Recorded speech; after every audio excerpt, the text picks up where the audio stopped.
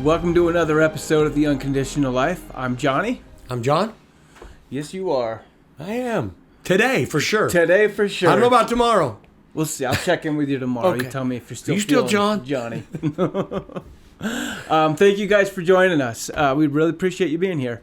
Today, John, we've talked about this a few times from a few different angles, I'm sure. Absolutely. But we're going to keep talking about it because it's one of the most important things to talk about out there, and it's relationships 2.0, 3.0, whatever point oh we're at. I think so. And today, I think, so last time we talked about the ego, and how that kind of plays a role in how we interpret things and how we have our conversations. Today, I want to bring that into specifically about the close relationships we have in our life. And we were talking about this a little bit earlier, and how with your ego kind of set off to the side or removed a little bit, it allows you to have more authentic relationships. I think we talked about that. I totally believe that. So, it allows you to feel very comfortable being vulnerable and being open. Because really, when you introduce the ego into any relationship, a lot of people feel self-conscious with certain things. A lot of people worry about things. A lot of people carry around a lot of fear with them. And a lot of it's justified, based on experiences they've had in their lives and different things that have happened to them. So we carry this stuff around with us, but a lot of that is kind of clogged up in your ego. So when you're setting your ego aside, you're also setting aside all these different things that have happened, these fears. The stories that you carry around with you. So really, because that's all happened to you. And when things have happened to you, they've happened to you on an egocentric level. They've happened to your ego. So when you can set that aside, and like when you're dealing with your significant other, whatever that relationship may look like to you, you end up having, in my opinion, a very unconditional relationship with somebody. I feel you're right. And I know you and I have talked about this. We both pretty much feel like that we have great examples of unconditional relationships with our significant others. I feel incredibly blessed to have that. Yeah, I feel like it's the most sacred gift I've ever been given. Yeah. My marriage, and it's not a gift. It's something we've worked at hard. I call it a gift because of what she gives to me, and we've learned that it's interesting. My wife and I are preparing to teach a course on communications in marriage in specific. And one of the things we both talk about, I read an amazing book. It's been years ago. I say recently. Everything's yesterday, it feels like. It's as recent as you can remember, right? Yeah, best as I can remember. It was called You Could Either Be Right or You Could Be Happily Married. And I have learned that being right is an ego-based everything. The more you are attached to being right instead of understanding the circumstance you're in the relationship, the less effective you are in a relationship every time. And you can translate it into all your relationships. You could be right or you could be happy. And, my wife and I, as we are preparing for this course, we've been invited by a friend of ours who owns a healing, wellness and healing center to give this course. And one of the things we've come to is one of the secrets that we've discovered in our relationship is you have to be willing to put it down and let it go. Like you just have to be. There's a million reasons to be mad, and there's a million reasons to not be mad. I mean, it reminds me of an old parable. I don't want to go too long, but there's a town that gets destroyed back in the olden days. They get sacked by the raiders, and the town is wiped out, and all the refugees scatter. And this one man and his family come to the walls of a city, and they say, "Hey, we are over from, this town that was sacked. Oh, we heard about that. So horrible. What?" And the guy says, "Well, but before we come in, we want to know what kind of people live here." And the guy says, "Well, what kind of people were in the last town that you lived in?" "Oh, man, they were mean and short-sighted and backbiting. We couldn't trust anybody." And the gatekeeper says, "Well, you probably find those people here too." And they say, "Oh," they grumble and they leave. And a few minutes later, another family comes from the same city. And the gatekeeper says, "Well, what kind of people were there at the old city you were at?" And the man says, "Oh my gosh, they were the friendliest, kindest people. They helped my wife when I was sick. They took care of my kids. They took care of the garden. And the guy opened up at the door and said, come on in, you'll find those people here too. And That's awesome. I think how often we forget, if you expect your wife to be bitchy to you or expect your husband to be an ass, guess what you will absolutely receive? You will get the law of expectation right in your face. But if you can put your ego down and you can put your expectation down and you can learn to let things go, relationships change entirely, because then it becomes about loving and contributing to one another instead of being right or wrong. Yeah, you always find what you go looking for. Very true. Only every time. Yeah, and that's it is. It's every time. Every time. You always because whatever it's like. Hey, so you go to a dealership and you buy a car. You want a specific car, but for some reason money doesn't work out, bank doesn't approve it, whatever. You can't afford that car. You don't end up getting that car. So the salesperson pulls up something that you didn't even know existed. I didn't know this car existed, you know what I mean? And then you end up falling in love with it, and you sign paperwork on it, you take that car home. What'll happen in your life? That car you didn't even know existed, you start to see everywhere. Everywhere you go, yes. Everywhere you go. I didn't know this guy. Well, but that guy's got one now. Oh, that guy's got one. And you sure enough, you're at a light and somebody pulls up behind you and hey, he's in that car. Everywhere you go. You see it everywhere. It's just about your level of awareness. Yes. You know, the salesperson opened your awareness, so now you're aware of that. And now you start seeing it. So you always see, you know, what you expect to find or what you become aware of. And one thing that I have become aware of, and we talked a little bit about nonverbal communication last time too. Oh yeah. And on the topic of setting your ego aside and you know, finding what you're looking for, I described last time this wall of energy that Yeah, the interacts. vibe that we carry. Yeah, the vibe. Whether if you were blindfolded or whatever, you could still kind of feel somebody's energetic signature. Or I also am aware that words are the slowest form of interaction that we can do. Words are the slowest form of communication. And so a lot of times we spend half the time in a conversation with somebody saying the things that we feel or trying to get out. And 90% of the time, it doesn't come out right. You know what I mean? We can't always translate exactly how we're feeling in words because words are extremely limiting.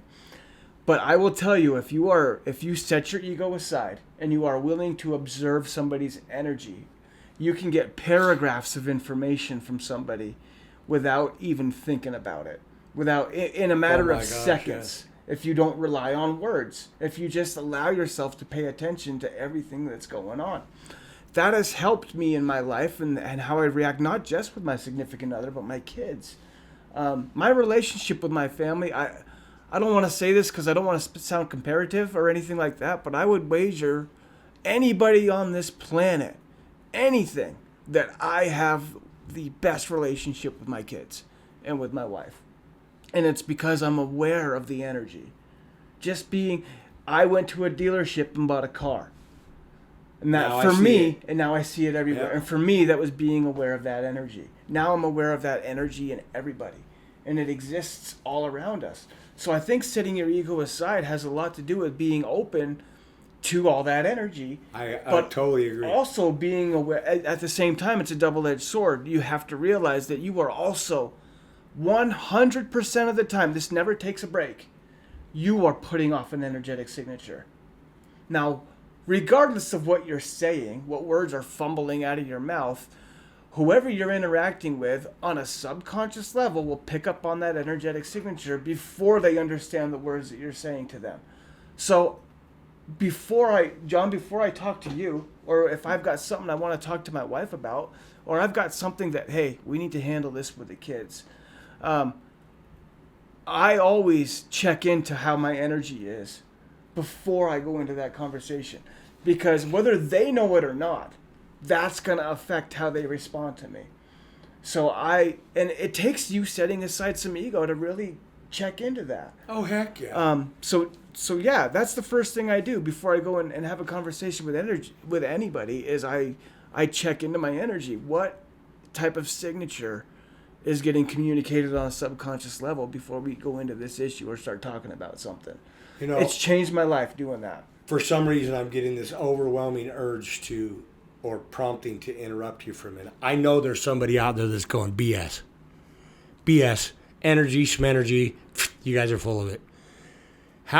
To you, I want to say, at least once in your life, other camera, at least once in your life, you knew, even though the numbers made sense, even though the contract looked good, or even though everything looked good on paper, somewhere inside you, you knew you were going to get hosed, and you did. Energy doesn't lie. That's all we're talking about. It's true. Whether you can choose to believe in energy or not, just like you could choose to believe that gravity works or not. But if you go walk off the roof, you're going to hit the freaking ground. Gravity is an unequivocal law. It's the same thing with energy. Energy doesn't lie. And energy exists whether you want to deny it or not. Every single one of us has had a situation or a circumstance where it looked good but felt bad, and we did it, and we got burned anyway. That's all Johnny's talking about. We're not talking about anything. We're talking about something very palpable and provable. Yeah. It's happened to all of us in our life. Well, and on the flip side, you felt really good about something, and something good ended up happening. Yeah, and even though it looked you bad. feel it, yeah. Even though, I'm stuck in traffic, but it feels like it's okay, and then you get off the exit, you meet a good friend, it's whatever funny it is. Because have you ever seen the tuning forks? So you can be holding, let's say, there's this experiment that if somebody hits a note over here on a tuning fork, or a whatever they call it, I think it's a tuning fork. If you're holding the same note, all you have to do is hit this one, and this one Yes. will vibrate too. Yes. Your energy is like that. So if you have a positive energy, you're putting off that energy out into the world. That type of energy is going to come back to you. It's like a boomerang of energy. That is the type of things that you will experience. And like you said, you can call BS or whatever on this, but play with that. And you can't trick energy either. You can't wake up in the morning and say, you know what? I'm going to have a good day and test this energy thing, but at the whole time in the back of your mind, you're kind of skeptical about it. Your energy knows you don't believe it's going to work, so that's the type of energy you're going to carry into your energy experience. Putting your ego aside allows you to be open to great things happening to you too. You know? Even if it doesn't make sense. Yeah, even if it doesn't make sense. And I'm going to take it a step further, and I won't go too deep into this because it gets into a little bit more metaphysical type of stuff, and that's not necessarily what our podcast is about. But everything physical around you existed energetically first. Everything. There is no exceptions to this. Well, if you study the quantum realm real quickly, you learn that We're going to get into it a little all bit. matter that has ever been created is still here. All it does is change form. It changes form. So Yep. whether you choose to believe it or not, this desk, this microphone, this hat, me, Johnny, our producer over there, Brad, we're all the same thing, just vibrating at different levels. It's true. So however you're vibrating or whatever type of energy you carry into an interaction, guess what? That reaction is going to go about the way your energy is carrying it.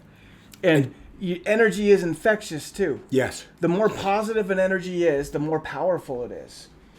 That's why I try to be as loving as I can all the time, because there's nothing more powerful than love energy. You put love energy out into the world, you're going to get love energy back. So I try to make sure I'm as loving as I can with my energy, and not in a sarcastic way, in a way that you can't trick, before I go in and talk to my kids about something hard. There's a real easy way to do that too.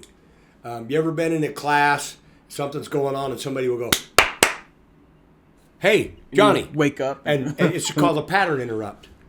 If you're walking into a presentation, or let's just say you woke up on Monday morning and you ain't freaking feeling it, and it happens to be the most important Monday of your life, and you're walking into a job interview, and you just feel like funk in the hallway, right? There is a way to totally 100% interrupt that pattern. Put your favorite piece of music on, go into the bathroom, dance like a freaking idiot, and go into your presentation. I promise you. Something as simple as a half a dozen jumping jacks with a smile on your face can totally shift your energy so that you can you're not tricking it, you're changing it. You're the alchemist of your life. You're the creator of all the gold and all the good in your experience. And if you don't take responsibility for that, you could choose to, and again, call BS, say, John, whatever. I'm telling you an unequivocal truth. You are the creator of your own experience. And if you want to be miserable, look at all the crappy stuff going on in your relationship, at your job, in your life. If you want to be happy, just flip the script. Look at what's good, because there's always, so what? In my relationship, I don't live in time like all y'all. I haven't worn a watch for 20 freaking years. And it used to drive my wife crazy until we learned I don't live in time, so she doesn't have expectations about it. And instead of being mad at me because I'm not on time some places, she has realized that, guess what? Some of the times when he's too busy being present, he's here with me.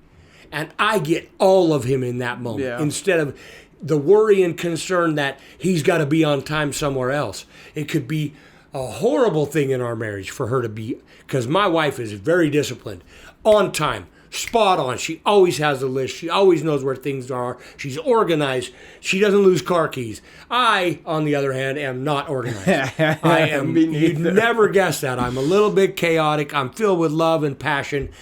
If I wasn't systematic, I would never know where my car keys are. And it is so simple to just be responsible, to be the creator or the creatrix of your own experience. Flip the script. And you don't have to believe me, just try it one freaking time. If you're typically normally depressed and funky, just try one time before you walk into work. Play your favorite song at the top of it, as loud as you can play it. Sing it along. Get that one that gets your toes tapping and your feet slapping, and you can't help it. Well, you're going to sing and then go into work and watch what happens. Yeah. Well, you also just briefly kind of scraped on something that's one of the secrets of life, in my opinion. When you said, instead of focusing on all the stuff that's bad in your life, focus on what's going on that's good, right? Look, your human mind, subconsciously, you're aware of millions of things going on at once. Consciously, you can only focus on one thing at a time. It's a blessing and a curse all at the same time that we carry.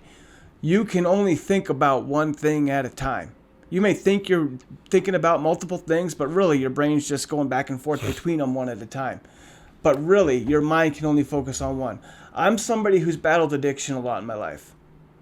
I mean, I think we're in a safe place, and I've set my ego enough to the side where I can be honest with you. I've battled with several things in my life that have been addictive.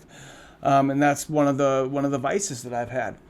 One of the ways I was able to beat a lot of the things that I struggled with is realizing that my whole mentality needed to change. Instead of finding ways to beat an addiction, I needed to refocus my mind on something completely other than that addiction. And what I mean by that is every morning you wake up, I used to think, okay, I got to beat my addiction. I got to not do this. Well, my whole mentality is around the addiction. Whether it's trying to beat it or, oh, when can I get more? The whole point of it is the addiction. Instead of trying to find some other thoughts to fill the void where that addiction was. So the way I beat it is I would replace it with positive thinking about something that had nothing to do with addiction. Your mind can only focus on one thing at a time. So use that to manipulate how your energy is. By going into the bathroom and doing yourself a little hula dance in the mirror, or whatever it is for you. It's different for everybody. But I promise you, there is a way you can snap out of it and get yourself some positive, loving energy before you go into any interaction. And if you can't, try not to have that interaction yet. I would avoid it at all costs. Yeah, because all you're going to do is bring whatever energy you have and make it worse. Give yourself a checkup from the neck up, before you go into something, and make sure your energy's right. It saved my marriage in a lot of times and ways. Well, and then just being reactive instead of being responsive instead of reacting. If you feel, I mean, come on, guys, how many times? And I'm really mean, guys. How many times have you played a scenario out in your head? You got a tough conversation you need to have with your sweetheart, and in spite of however you planned it, you walked into the room and you said everything wrong. It's because you didn't stop for just a minute and feel if you could have that conversation or not. We all are empowered in our relationships. We can be more empowered by understanding and paying attention to this thing called energy. Everybody knows somebody that you can feel coming, right? How do I know that? I've been told that a lot in my life. I could feel you coming. A mile away, dude. I could feel you coming. I can feel you the day before we do the podcast. I It's know coming I'm tomorrow. not the only person that does that. And I also know that if we're willing to be honest with ourselves, we know exactly, every single one of you, especially those of you going, this energy is bull crap and it doesn't have anything to do with my relationship. It has everything to do with your relationship. And you'll prove yourself right. And the reason that you are naysaying right now, I'm not picking on you, but I love you enough to be a coach to you and tell you the truth, is because that's how you do everything. You're pessimistic and you're looking at things that don't work. Flip the script for a week. Try it. Give me 7 days. And if I'm wrong, if you can, at the end of 7 days of looking at the silver lining instead of the gray clouds, you call me up. I don't know what I'll do for you, but I'll buy you dinner because I promise it's true. All you have to do, and think about it. We all know somebody that had something horrible get a heart attack or an aneurysm, and then and everything is shit after that. And then we know the same person that every time you see them, everything is sunshine and rainbows, no matter what's going on in their life. And that's what we want. Hey, those people are more physically healthy too. I promise. Oh yeah, absolutely. You live This longer energy and we're healthier talking and about, happier. That has everything to do with your health too, which we can talk about in a different episode. Oh, I like unconditional health. Yeah. I love you guys. Thanks for guys. listening We to us appreciate it. yak.